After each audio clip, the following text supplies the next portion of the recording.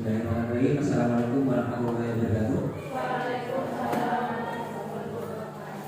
Pertama-tama saya ucapkan terima kasih kepada Bapak Ibu semuanya terkait tentang rencana tindak lanjut pembelajaran berbasis proyek ini yang saya rancang dengan komunitas belajar yang ada di sekolah.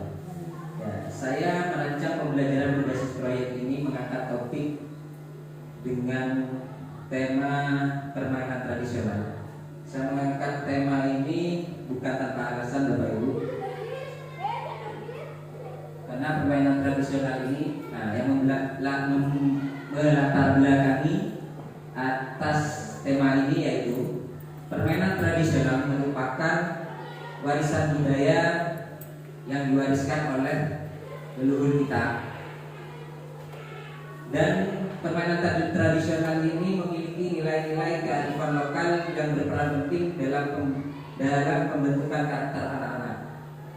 Permainan ini mengajarkan berbagai aspek positif, diantaranya kerjasama, kreativitas, serta memperkuat interaksi sosial dan rasa kebersamaan di antara anak-anak. Namun pada era yang modern ini, yaitu era yang berbasis teknologi ini, permainan tradisional itu sudah mulai jarang terlihat atau jarang dimainkan oleh anak-anak di lingkungan sekolah maupun di lingkungan sekitar. Itu karena tidak lain, permainan tradisional itu sudah mulai tergeser atau tergerus oleh permainan-permainan yang berbasis teknologi seperti game dan permainan digital lainnya. Sehingga hal ini menjadi perhatian karena kurangnya interaksi sosial dan aktivitas fisik. Karena permainan modern ini bisa mempengaruhi perkembangan emosional dan sosial anak.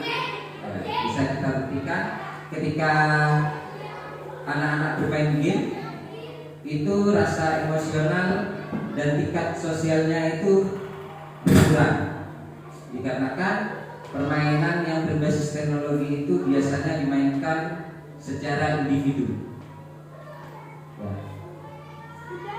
Terus selain itu, permainan tradisional itu dapat membantu menjaga kesehatan fisik karena mengandung aktivitas fisik yang bermanfaat, serta peserta didik dapat meningkatkan pengetahuan pendidikan gerak dan pendidikan kebugaran melalui permainan tradisional.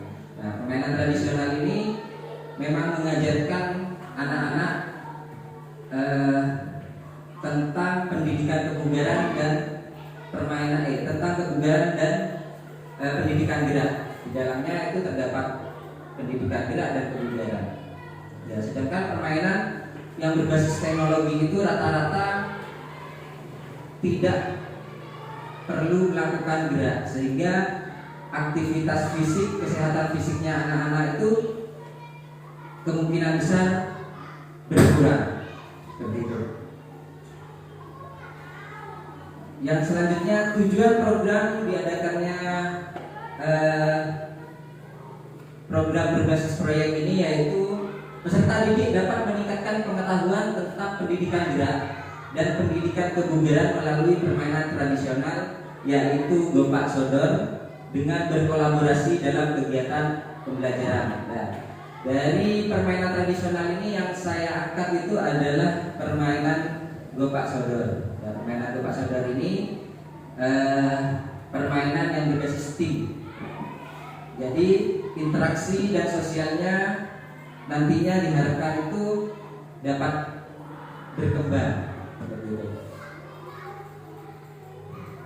Ya, selanjutnya capaian dan langkah-langkah serta hasil yang diharapkan untuk tiap tujuan. Jadi tujuan ini, yang pertama itu capaian yang diharapkan itu, yang pertama jelas melestarikan budaya lokal sehingga budaya lokal itu tidak hilang.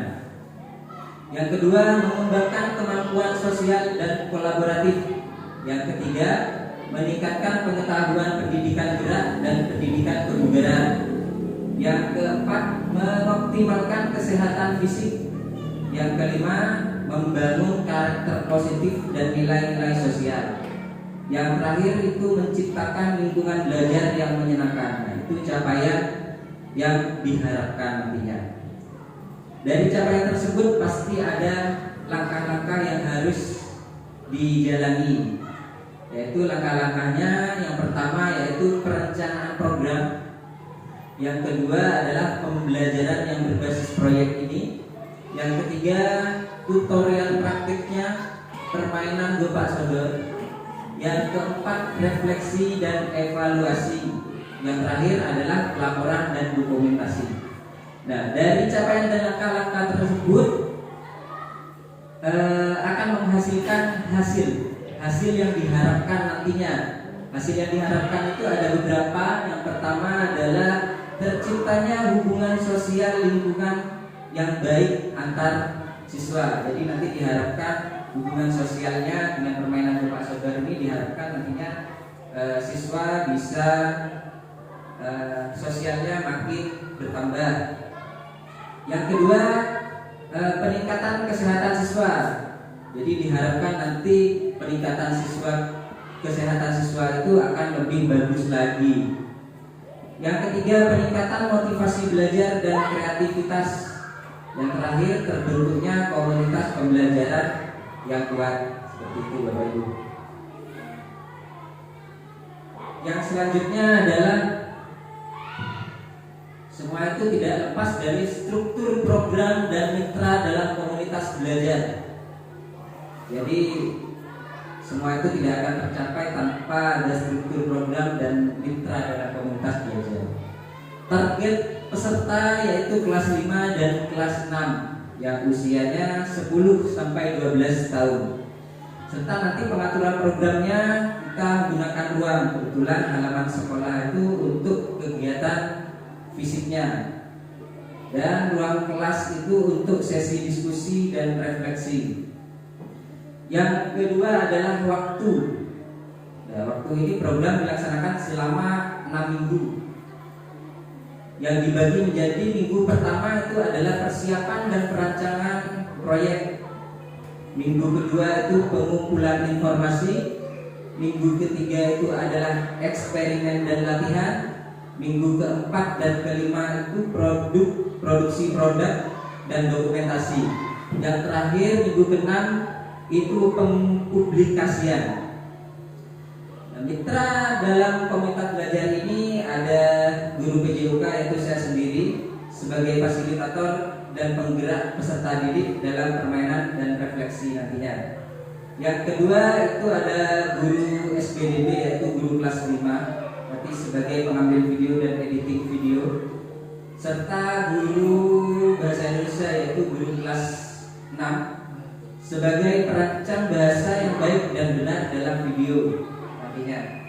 Bahkan juga bisa rancang bahasa waktu pempublikasian, serta nanti ada guru agama dan guru bahasa daerah sebagai pengarah publis. Selanjutnya pernyataan tentang kapasitas yang dimiliki sekolah. Ya, kapasitas yang dimiliki sekolah kita itu yang pertama sumber daya yang dimiliki. Sumber daya yang dimiliki oleh sekolah kita itu ada halaman sekolah yang nanti untuk aktivitas fisiknya. Kebetulan halaman sekolah ini kita mempunyai halaman yang sangat luas untuk melakukan permainan tradisional dengan aman. Yang kedua, alat permainan. Alat permainan untuk alat tradisional ini mudah didapat dan kebetulan sudah tersedia. Yang ketiga yaitu guru PJOK saya sendiri. Itu nanti banyak yang sudah banyak mengetahui tentang permainan tradisional dan keterampilan olahraga, karena kebetulan saya itu lahirnya di era yang masih belum terserang negara api, masih di era jadul, jadi permainannya juga masih secara tradisional. Yang keempat yaitu komunitas sekolah, dukungan dari guru kelas, guru mapel dan kepala sekolah untuk membantu pelaksanaan evaluasi program. Terus yang selanjutnya adalah pemanfaatan aset. Kita memanfaatkan aset sendiri, aset sekolah halaman sekolah yang digunakan untuk sesi permainan tradisional yang membutuhkan ruangan terbuka, karena permainan tradisional Gopak Saudara ini memang memerlukan dilaksanakan di ruangan yang terbuka. Yang terakhir, guru. Nanti guru memfasilitasi siswa dalam perencanaan, pelaksanaan, dan refleksi. Begitu. Selanjutnya yaitu rencana evaluasi. Rencana evaluasi ini akan dilaksanakan menyeluruh setelah pelaksanaan selesai. Jadi apa yang sudah baik dan apa yang masih kurang itu melihat dari umpan balik dari siswa atau murid. Sumber data nanti bisa didapat dari peserta didik melalui observasi dan refleksi setelah permainan. Yang kedua, sumber datanya bisa juga dari guru yang melakukan pengamatan selama permainan dan sesi diskusi. Teknik pengambilan datanya melalui observasi langsung dan refleksi pribadi dan kelompok. Begitu. Yang terakhir adalah dalam proses ini pastinya ada kemungkinan tantangan.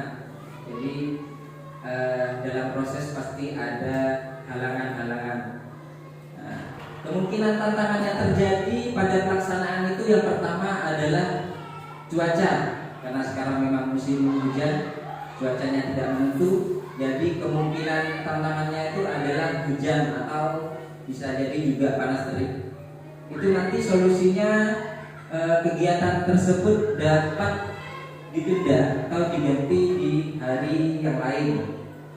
Yang kedua, ini kayaknya yang agak berat tantangannya, yaitu tidak semua siswa memiliki minat dan motivasi yang sama terhadap kebugaran jasmani. Jadi tidak semua siswa memang berminat atau termotivasi untuk kebugaran jasmani ini. Jadi solusinya nanti memberikan motivasi tentang pentingnya kebugaran jasmani terhadap kesehatan. Jadi bekerja sama dengan guru kelas juga untuk memberikan motivasi terhadap siswa tentang pentingnya kebugaran jasmani terhadap kesehatan. Jadi mungkin itu saja yang dapat saya paparkan pada siang hari ini. Mungkin ada masukan dan pendapat dari Bapak Ibu, dari para sekolah terkait dengan tindak lanjut pembelajaran yang berbasis proyek ini.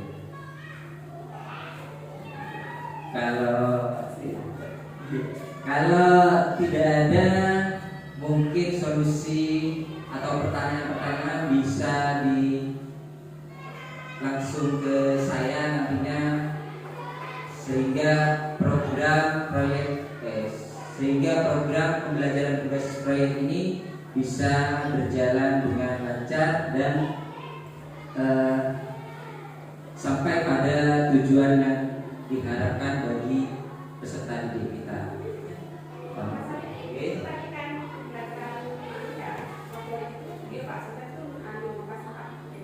Kelas 5 dan kelas 6.